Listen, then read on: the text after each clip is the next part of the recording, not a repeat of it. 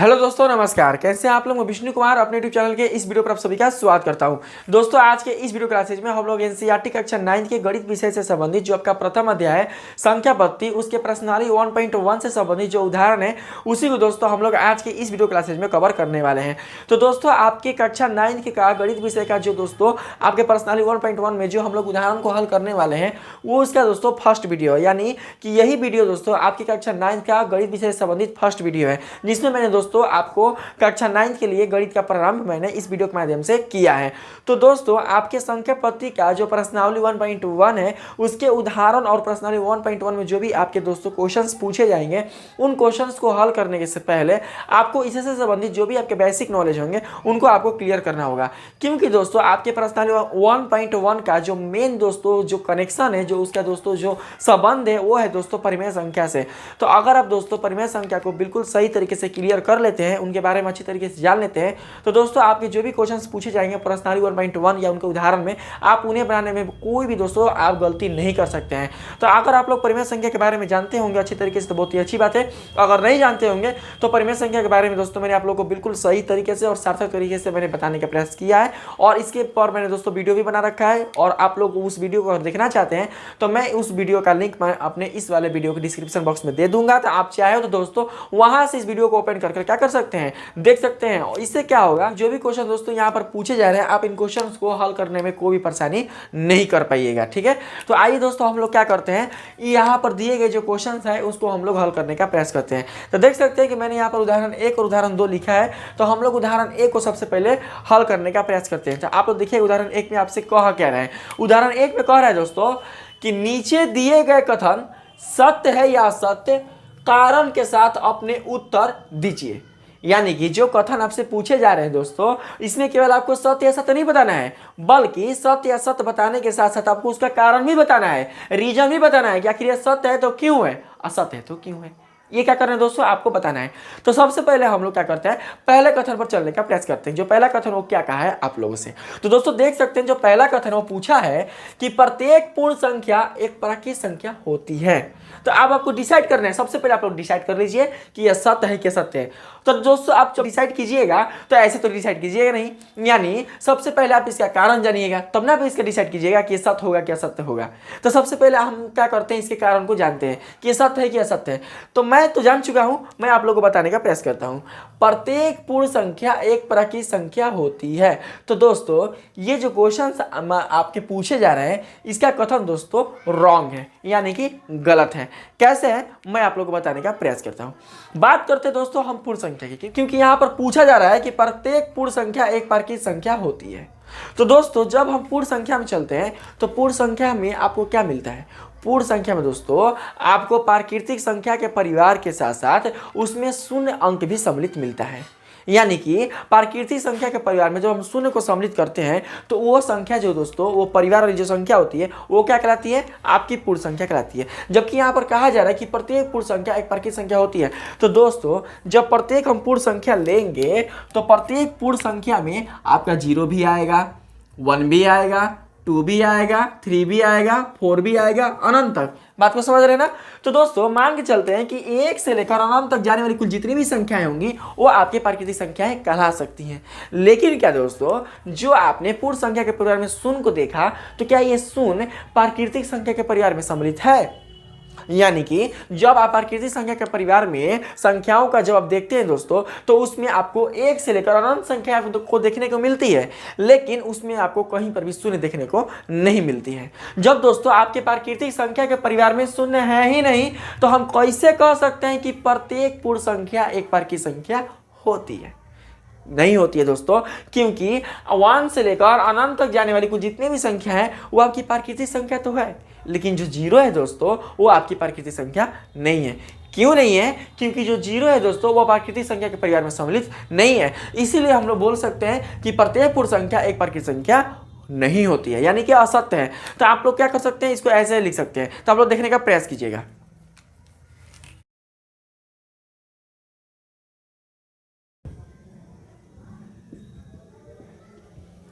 देख सकते हैं दोस्तों, असत्य है क्योंकि पूर्ण संख्या के परिवार में सम्मिलित शून्य एक पूर्ण संख्या है परंतु बाकी संख्या नहीं है। यही क्या था, इसका कारण था। आप लोग समझ चुके होंगे पहले क्वेश्चन को। अब हम लोग बात करते हैं यहाँ पर दूसरे क्वेश्चन का। तो दूसरे क्वेश्चन आपसे पूछा जा रहा है प्रत्येक पूर्णांक एक परिमेय संख्या होता है, बताना है सत्य है कि असत्य है। तो सबसे पहले दोस्तों हम लोग पूर्णांक को देख लेते हैं, ठीक है। यहाँ पर देखने प्रयास कीजिएगा आप लोग।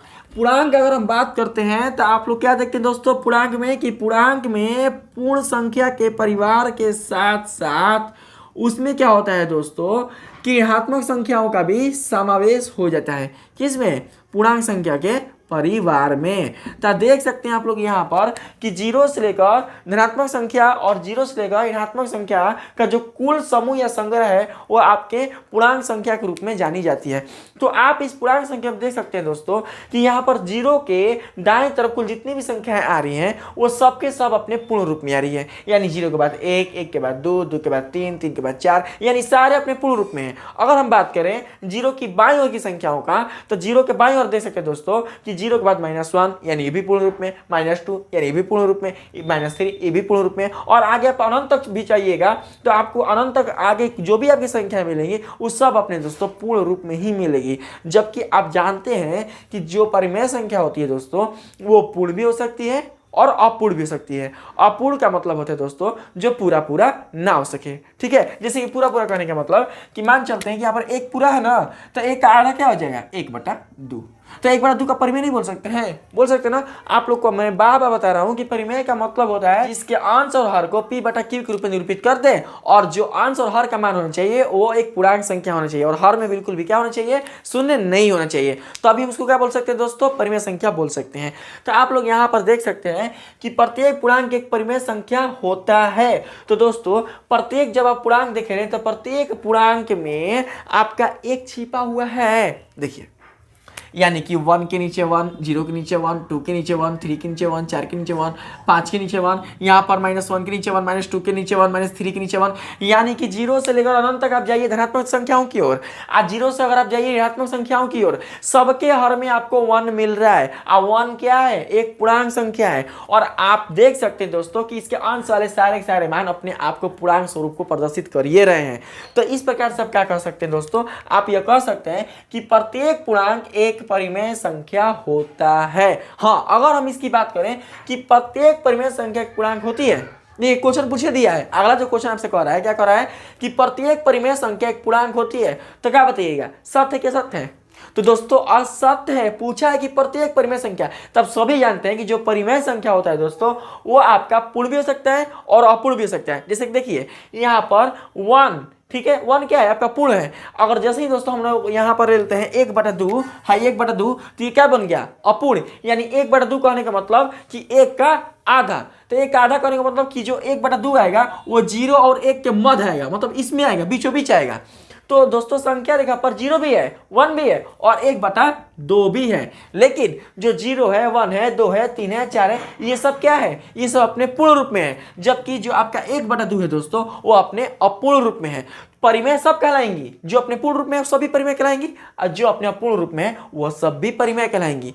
इसलिए दोस्तों हम लोग क्या बोल सकते हैं कि प्रत्येक परिमेय संख्या एक पूर्णांक होती है। तो ये क्या होता है, असत होता है, क्योंकि प्रत्येक परिमेय संख्या पूर्णांक हो भी सकती है और नहीं भी हो सकती है। तो दोस्तों आप इस प्रकार से आपने इन दोनों को क्या किया, अच्छे तरीके से समझ लिया। तो हम क्या करते हैं, इसको फिर कथन के रूप में लिख लेते हैं। आप लोग इसे कॉपी पर नोट कर लीजिएगा, ठीक है, ठीक है। देख सकते हैं दोस्तों, सत्य है क्योंकि प्रत्येक पूर्णांक संख्या को उनके p/q के रूप में निरूपित किया जा सकता है। अभी बताया कैसे किया जा सकता है, तो मैंने आप लोग को यहाँ पर बताने का प्रयास किया है। तो इसको हम लोग क्या कर सकते हैं दोस्तों, इस कथन के रूप में हम लोग लिख सकते हैं। अब हम लोग क्या करते हैं, उसी प्रकार से अगला का हम लोग लिखने का प्रयास करते हैं। तो आप लोग जानते हैं कि जो अगला नंबर में है वो क्या है, असत्य है। तो लिख सकते हैं ऐसे, असत्य है, ठीक है दोस्तों। लिख सकते हैं कि असत्य है क्योंकि प्रत्येक परिमेय संख्या एक पूर्णांक हो भी सकती है अथवा नहीं भी हो सकती है। तो इस प्रकार से आपका जो उदाहरण 1 है वो बिल्कुल अच्छी तरीके से क्या हो चुका है, खत्म हो चुका है। अब हम बात करते हैं उदाहरण नंबर 2 का। तो आप लोग क्या कीजिए, अभी तक इसको बढ़िया से समझ लीजिए, फिर क्या कीजिए, इसको आप लोग अपने कॉपी पर नोट कर लीजिएगा, ठीक है दोस्तों। तो आइए हम लोग उदाहरण 2 को समझने का प्रयास करते हैं। तो आइए दोस्तों हम लोग क्या करते हैं, उदाहरण 2 को समझने का प्रयास करते हैं। ठीक है, तो उदाहरण 2 में हम सबसे पहले क्या करते हैं, इसमें दिए गए क्वेश्चन को समझने का प्रयास करते हैं। इसमें बताया जा रहा है दोस्तों उदाहरण 2 में कि 1 और 2 के बीच की 5 परिमेय संख्या ज्ञात कीजिए। तो दोस्तों आप लोगों ने परिमेय संख्या की विशेषता के माध्यम से जाना होगा कि हम किसी भी 2 परिमेय संख्याओं के बीच जितनी चाहे उतनी परिमेय संख्या हम लोग क्या कर सकते हैं, ज्ञात कर सकते हैं। जी हाँ दोस्तों, जितनी चाहे उतना, जितना आप सोच सकते हैं उतना भी क्या कर सकते हैं आप लोग। 2 परिमेय संख्याओं के बीच आप उतनी परिमेय संख्या ज्ञात कर सकते हैं। तो सबसे पहले हम लोग ये देख सकते हैं दोस्तों कि जो 1 और जो 2 है आपका वो परिमेय संख्या है कि नहीं। तो ये दोनों क्या है, ये आपके परिमेय संख्या है। क्यों? क्योंकि 1 और 2 क्या है, ये अपने पूर्णांक रूप में है और इसके हर में क्या है, एक छिपा हुआ है। यानी ऐसे देखिए, ऐसे ऐसे क्या है, हर में एक छिपा हुआ है। तो इसे भी p बटा q के रूप में निरूपित कर सकते हैं और इसे भी p बटा q के रूप में निरूपित कर सकते हैं।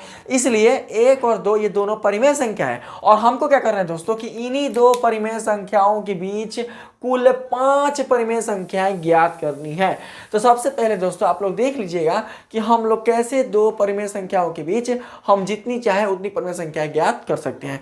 आप लोग समझने का प्रयास कीजिएगा। ठीक है, सबसे पहले हम लोग यहाँ पर लिख लेते हैं हल। उसके बाद लिख लेंगे दोस्तों, दिया गया है संख्या बराबर 1 और 2। यही ना आपको 2 संख्या दी हुई है, 1 और 2। अब क्या करते हैं, यहां पर हम लोग लिख लेते हैं प्रश्नानुसार। देखिए दोस्तों, आपको 1 और 2 के बीच कुल कितनी परिमेय संख्या ज्ञात करनी है, 5 को। ठीक है ना, 5 ज्ञात करनी है। तो इस चीज को हम लोग क्या कर सकते हैं दोस्तों, ऐसे लिख सकते हैं, देखने का प्रयास कीजिएगा। चूंकि 1 और 2 के बीच ज्ञात होने वाली कुल परिमेय संख्याओं की संख्या n बराबर, देखिए जितने आपको परिमेय संख्या निकालना होता है ना, उसको दोस्तों हम लोग क्या बोलते हैं, n बोलते हैं। आप लोग याद रखिएगा। ठीक है, हमको कितना निकालना है, 5 को निकालना है। इसलिए दोस्तों हमने क्या किया, यहाँ पर n माना है। क्या? तो 1 और 2 के बीच ज्ञात होने वाले कुल परिमेय संख्याओं की संख्या को है, टोटल 5 है ना। तो यहाँ पर दोस्तों हम लोग लिख लेते हैं 5। तो इस प्रकार से हम लोग लिख सकते हैं। इसलिए n+1 इक्वल टू, अब देखिए n का जो मान है दोस्तों कितना मिला है, 5 मिला है। तो हम यहाँ पर लिखेंगे 5 + 1 6। अब दोस्तों आपके माइंड में क्वेश्चन आता होगा कि सर इतना तो हम लोगों ने जाना कि आपने जो n का मान है वो लिखा है कि 1 और 2 के बीच जितनी परिमेय संख्या ज्ञात होने वाली है उसको आपने n लिखा है और होने वाली है 5 को, तो आपने n बराबर 5 यहाँ पर लिख दिया है। लेकिन यहाँ पर जो आपने n के साथ 1 जोड़ा है वो कहाँ से जोड़ दिया। तो दोस्तों आप लोग बिल्कुल भी घबराइए मत। ठीक है, इस चीज को मैं इस प्रश्न को हल करने के बाद आपको समझाने का प्रयास करूंगा कि मैंने यहाँ पर ये 1 क्यों जोड़ा है। आपको भी जोड़ना है। अगर आप यहाँ पर n के मान में अगर 1 नहीं जोड़ते हैं दोस्तों, तो जितना चाहते हैं आप परिमेय संख्या निकालना उतना बिल्कुल भी ज्ञात नहीं कर सकते हैं। वो कैसे नहीं कर सकते, सबसे पहले हम इसको हल करके आप लोग को बताने का प्रयास करते हैं। तो सबसे पहले हम यहाँ पर क्या करते हैं दोस्तों कि जब हम n में 1 को जोड़े तो कितना मिला, n का मान कितना था, 5। अब 5 में जब हमने 1 को जोड़ा था मान मिला 6। अब हम क्या करते हैं कि इस 6 को दोस्तों 1 और 2 के अंश और हर के साथ क्या करते हैं, गुणा करते हैं। तो देख सकते हैं कि 1 का अंश और हर क्या मिलेगा, 1 का अंश और हर, यानी 1/1 लिखेंगे तो 1/1 करने का मतलब कि ये आपका 1 अंश हो जाएगा, आइए आपका हर हो जाएगा। उसी प्रकार से दोस्तों ये जो 2 है आपका, 2 को लिखेंगे ऐसे लिख सकते हैं ना, तो 2 आपका क्या हो जाएगा, अंश, और 1 क्या हो जाएगा आपका हर। तो इसके अंश और हर में किसके किसके, 1 और 2 के। ठीक है, क्या करेंगे हम लोग 6 से गुणा करेंगे। गुणा करने पर लिख लेंगे यहाँ 1 और 2 के अंश एवं हर में 6 से गुणा करने पर। तो आइए दोस्तों हम लोग क्या करते हैं कि इसके अंश और हर में 6 से गुणा हम लोग करके देख लेते हैं। तो क्या हो सकता है, देखिएगा ध्यान से, 1/1 इक्वल टू लिख सकते हैं हम लोग ऐसे 1 गुणा 6 बटा में 1 गुणा 6 इक्वल टू, इसका मान निकल कर आएगा दोस्तों कितना, तो 6/6। तथा अगला है 2, तो लिख सकते हैं ऐसे 2/1 बराबर 2 गुणा 6 अब बटा में 1 गुणा 6। तो कितना हो जाएगा दोस्तों इक्वल टू, देखिए 6 दूनी के 12 अब बटा में आ जाएगा 6 एकम 6। तो इस प्रकार से क्या देख सकते हैं कि आपके 2 संख्या मिल गई। कब, जब हमने 6 को 1 और 2 के अंश और हर में गुणा किया तब। पहला मिला 6/6 और दूसरा मिला 12/6। अब हम क्या करते हैं, लिख सकते हैं इस प्रकार से 6/6 comma 7/6 comma 8/6 comma 9/6 comma 10/6 comma 11/6 comma 12/6। आप दोस्तों इसको इस प्रकार से लिख सकते हैं। देखिए 6/6 7/6 8/6 9/6 10/6 11/6 12/6, यानी कि हमने यहाँ से यहाँ तक पहुँचा इन संख्याओं की सहायता से। और आप देख सकते हैं दोस्तों कि जो 6/6 है आपका वो किसके बराबर है, वो बराबर है 1/1, यानी कि 1 के। आज जो आपका 12/6 है किसके बराबर है, वो 2 के। कैसे देखिएगा, 12/6 है ना, तो 12 को 6 से कटाएंगे तो क्या मिलेगा, 2 बार में कट जाएगा। और 2 के नीचे में हाथ छिपा हुआ है तो 2/1 नहीं आ जाएगा, 2/1। और 2/1 को आप चाहे तो 2 नहीं बोल सकते हैं, यानी कि आपका जो 12/6 है वो 2 के तुल्य है और जो 6/6 है वो 1 के तुल्य है। ठीक है दोस्तों, अब हमें क्या करना है कि इसी 1 और 2 यानी कि 6/6 और 12/6 के बीच हमको क्या करना है, 5 को परिमेय संख्या निकालना है। तो दोस्तों आप यहाँ पर देख सकते हैं कि 6/6 और 12/6 के बीच जो 5 को परिमेय संख्या है वो कौन कौन है, 5 को गिनकर 5 को तो गिनते दोस्तों, 5 को है कि नहीं। देखिए ये 6/6 हुआ ना और ये 12/6 हुआ ना, तो यहाँ पर 5 को कौन कौन होगा। देखिए एक पहला दूसरा तीसरा चौथा पांचवा, यानी कि 7/6 से लेकर 11/6 तक जो आप संख्या देख रहे हैं,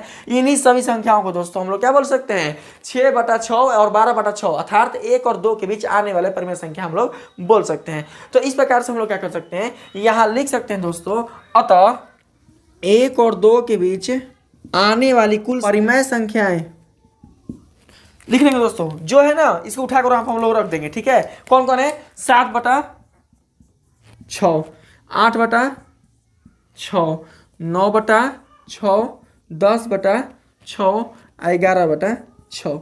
यही दोस्तों क्या होगा, इस उदाहरण 2 का आंसर होगा। यहां पर देते हैं दोस्तों आंसर। ठीक है, अब आपको बताते हैं दोस्तों कि हमने यहां पर 1 क्यों जोड़ा। ठीक है, क्योंकि मैंने अभी तक आप लोगों को नहीं बताया है दोस्तों कि हमने n के मान में आखिर 1 जोड़ा, तो जोड़ा क्यों।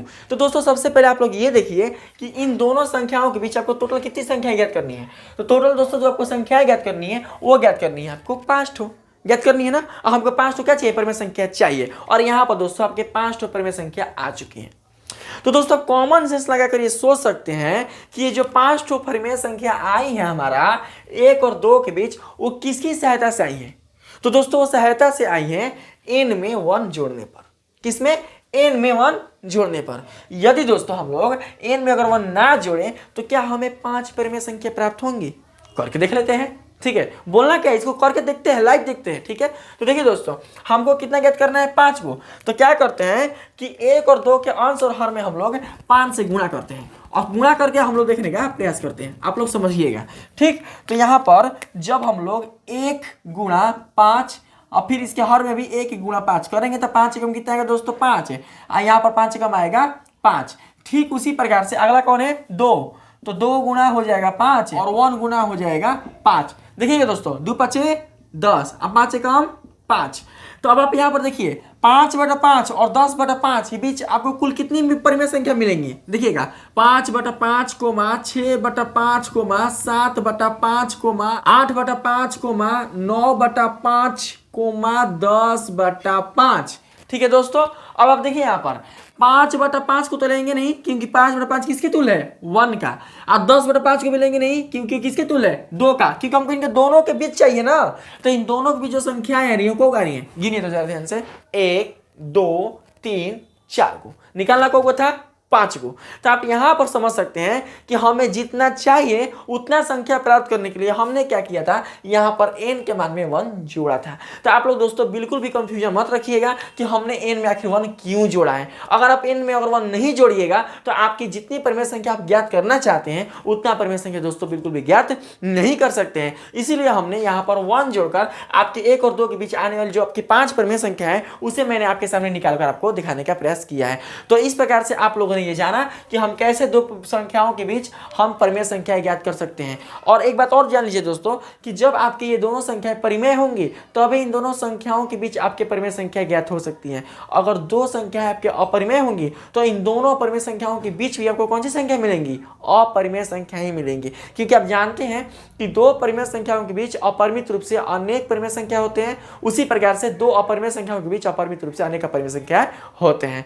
तो इस प्रकार से आपका जो आज का जो आपके उदाहरण 1 और जो उदाहरण 2 था प्रश्नावली 1.1 से संबंधित, वो बिल्कुल सरल तरीके से खत्म हो चुका है। मुझे उम्मीद है दोस्तों कि आपको मेरा सोल्यूशन काफ़ी पसंद आया होगा।